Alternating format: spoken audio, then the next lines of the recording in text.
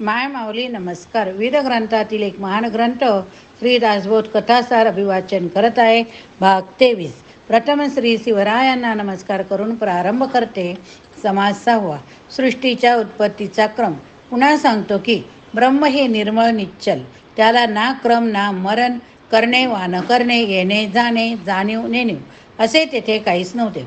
पुढे केव्हा तरी तेथे एकोहम भूष्याम असे स्फुरण झाले. तोच षडगुणेश्वर, अर्धनारीश्वर, अर्धनारी नटेश्वर, सर्वेश्वर, सर्वज्ञ, मूळमाया, मूळपुरुष, परमात्मा, जगज्जीवन, परेश वगैरे वगैरे. पुढे त्या मूळमायेपासून 3 गुण उत्पन्न झाले. जाणीवयुक्त सत्वगुणापासून त्रैलोक्याचा पालक विष्णू निर्माण झाला. जाणीव नेणिवेच्या एकत्रीकरणातून उत्पत्ती करता ब्रह्मा निर्माण झाला आणि सर्व संहारक रुद्र नेणिवेतून निर्माण झाला. त्याच्यानंतर आकाश, वायू, तेज, आप, पृथ्वी ही 5 भूत व त्रिगुण अशी 8 प्रकृती. नंतर सर्व सृष्टी, औषधी, नक्षत्रे, तारका, 84 लक्ष योनी, देव, राक्षस, दानव वगैरे जीव उत्पन्न झाले. आता प्रलयकाळी संहार होताना याच्या उलट क्रमाने होतो. ज्या तत्वातून जे निर्माण झाले त्यातच ते सामावते.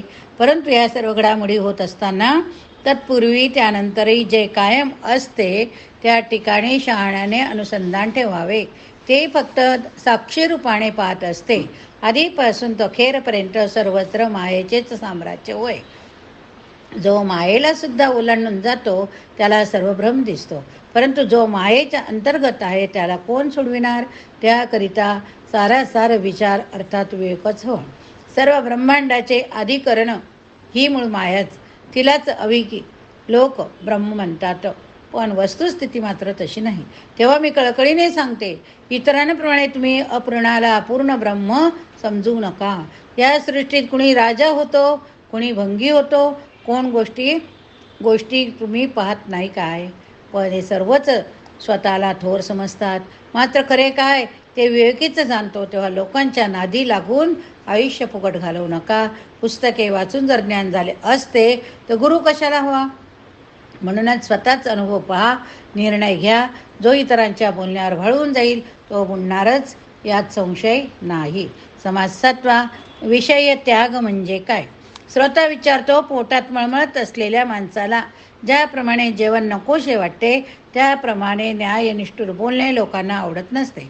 अनेक जण विषयांची निंदा करतात पण त्यातच रममाण होतात. कारण देहधारणेकरिता विषय आवश्यक आहेत. बरे बोलणे आणि वागणे यात मेळ नसला तर सर्वच सासू होते.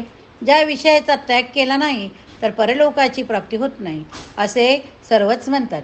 प्रपंची लोक जेवण खाण करतात तर परमार्थीला अन्न पाणी लागत नाही. विषयी भोगाच्या बाबतीत दोघेही सारखेच वाटतात.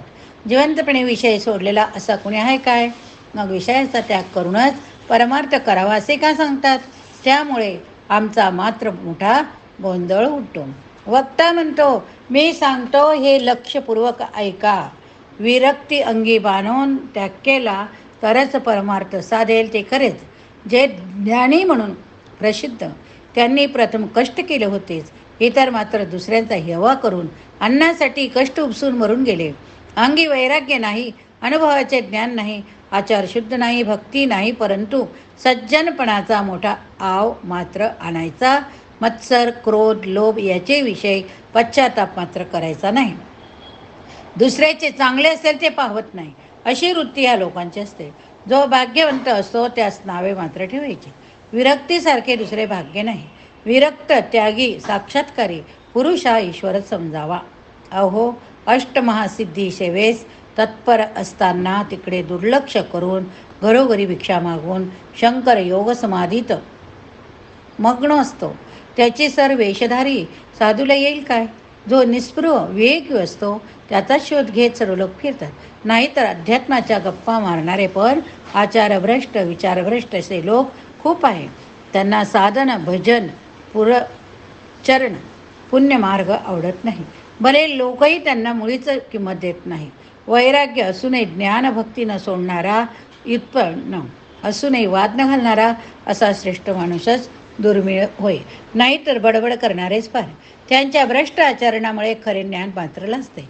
अशुद्ध विषय सोडून देऊन व्यवहारा पुरताच विषयाचा वापर करील तोच खऱ्या अर्थाने विषयत्यागी असतो. पण त्याला ओळखण्यासाठी त्याच्या मनाची अवस्था जाणून घ्यावी लागते. त्याचे बोलणे आचरण या दोन्ही बाबतीत एक वाक्यता असते. पिंड ब्रह्मांडाचा विवेक असतो. पुण्याचा मार्ग स्थापवयासाठी तो सतत प्रयत्नशील असतो. खऱ्या त्यागी पुरुषाची लक्षणे कशी होय? समाज 8 काळाचे स्वरूप.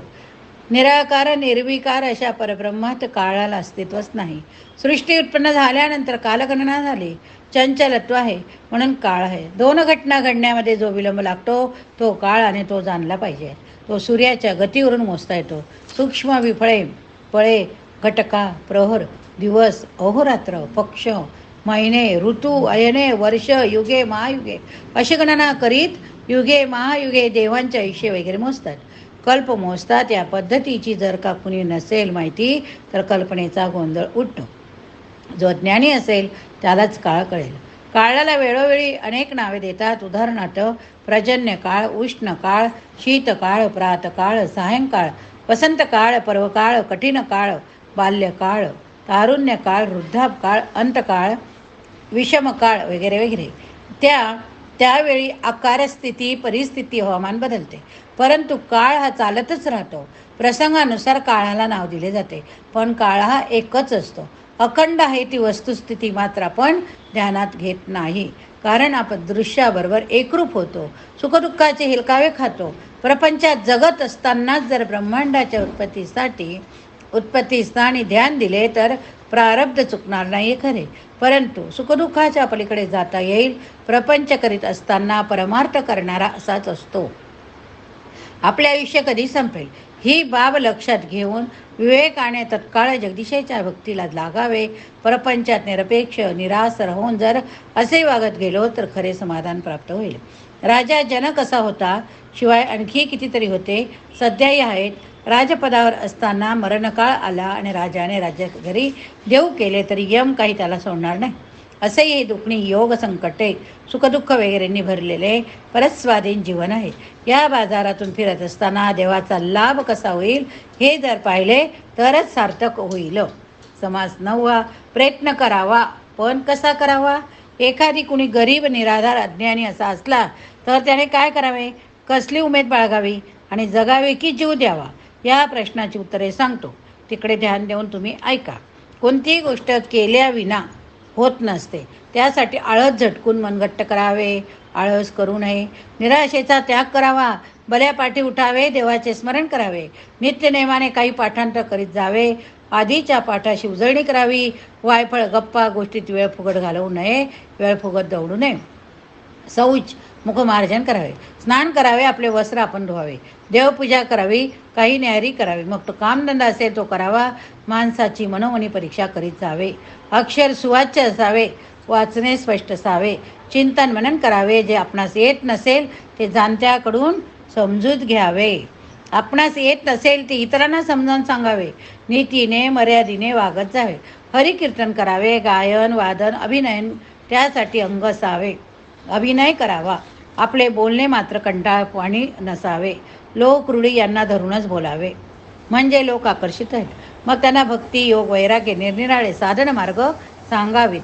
मात्र आपल्या बोलण्यात वागण्यात तफावत असता कामा नये. प्रसंगमान ओळखूनच वागत जावे. अगदी श्रेष्ठ असा योगी सुद्धा जर त्याच्यापाशी तारतम्य नसेल तर लोकांना उपद्रव्यकारक वाटतो, नाहीसा होतो. आपल्यापासून इतरांना त्रास होईल असे वागू नये. जर दुसऱ्यापासून त्रास झाला तर आपण क्षमाशील असावे. रामकथेला जास्तीत जास्त प्रचार करावा. असे वागत गेल्याने वैभव वाढत जाते. ज्याच्याजवळ मना वाचून काहीच नाही त्याने सुद्धा आळस सोडून बुद्धी वापरून प्रयत्न केले तर असह्य असेल तेही साध्य होईल. तेव्हा निराश न होता प्रयत्नास लागावे. समास 10. उत्तम पुरुष कसा असावा? आपण यथेच्छ जेवल्यानंतर उरलेल्यांना न वाया न घालवता वाटून देणे हे उत्तम. तसेच ज्ञानाचे स्वतः तृप्त झाल्यावर तेच ज्ञान इतरांना द्यायला हवे. उत्तम गुण आत्मसात करावे, तसे आचरण करून ते दुसऱ्याला शिकवावे. आपण आपला नित्य नेम न सोडता देहाने परोपकार करावा. इतरांच्या उपयोगी पडावे. अडलेल्या नडलेल्यांना मदत करावी. बोलणे सौम्य असावे. दुसऱ्याच्या सुखदुःखामध्ये सहभागी होऊन लोकसंग्रह करावा. क्षमाशील असावे. लोकांची परीक्षा मनातच करीत जावे. बोलणे मोजकेच ठेवावे. राग आवरावा. स्वतः आळस न करता सतत उद्योग करावा. शब्दाला प्रतिशब्द करून तंटा करू नये. तंटा वाढवू नये. जवळची उत्तम वस्तू दुसऱ्याला द्यावी. विचार करून बोलावे. संसारात सावध असावे. अटळ अशा मृत्यूची आठवण करावी. हरिभजनाची लगबग करावी. वागणे नेटके असावे. मग अशा माणसाला सर्वच नाव असतील, यात नवल नाही. अशा उत्तम पुरुषावर जगदीशसुद्धा संतुष्ट असतो. निंदेमुळे शांती ढळता कामा नये. दुर्जनाला सुद्धा जो आपलासा वाटेल तोच खरा साधू. दुसऱ्याच्या मनाला यातना होतील असे वागू नये, बोलू नये. कुणी आपणास चांगले म्हटले की आनंद होतो आणि दुरुस्तरे केले तर वाईट वाटते की नाही, तसेच दुसऱ्याला होत असते. म्हणूनच दुसऱ्याला दुःखी करणे, बोलणे अपवित्र असे जाणावे. त्यामुळे एखादा माणूस दुःखांसूट उगवून आपला घातसुद्धा करू शकतो. जसे पेराल तसे उगेल. मग उगीच कठोर शब्द का बोलतोस? चोरीची कधी अभिलाषा करू नये. आपल्यामुळे लोकांना बरे वाटले पाहिजे. जर त्रास होत असेल तर ते वागणे आसुरी होय. ढोंगीपणा, गर्विष्ठपणा, अभिमानीपणा, कठोर वचन हे अज्ञानांचं लक्षण असे मत गीतेत आहे. भक्ती, प्रचिती, ज्ञान, लोक उद्धाराची तळमळ नसेल तर इतर चांगल्या अनेक गोष्टी असल्या तरी त्यांच्यामुळे शोभा नसते. उत्तम गुणवान पुरुषाला लोक शोधित येतात. मग अशा वेळी त्या पुरुषाने अनेकांना भक्तिमार्गास लावले पाहिजे. आपण आकस्मिकरित्या भरून गेल्यानंतर भक्तीची परंपरा चालू राहिली पाहिजे. यासाठी हे करायला हवे. लोकांना बोध केला पाहिजे. ईश्वर प्राप्तीचा मार्ग दाखवला पाहिजे. जो बोलेल तसा वागेल. आधी स्वतः आचरून मग सांगेल त्याला लोकही मानतील. तेव्हा लोकसंग्रह करावा. पण त्यांना हळूहळू सुचकारीतच शिकवायस हवे. सैन्याशिवाय जसा राजा तसाच अनुयायाशिवाय महंत असतो. पण ते सर्व धीमेपणाने मात्र केले पाहिजे. उत्तम पुरुषाची लक्षणं ही अशी होय. पुढील भागात आपण नाम आणि रूप, आत्मा आणि अनात्मा बघूया. या ठिकाणी हा भाग संपला. हरये नमः. गणाधीश तो ईश सर्वा गुणांचा, मुळारंभ आरंभ निर्गुणाचा. नमो शारदा मूळ चत्वार वाचा, गमो पंत अनंत या राघवाचा. जय जय रघुवीर समर्थ. जय जय रघुवीर समर्थ.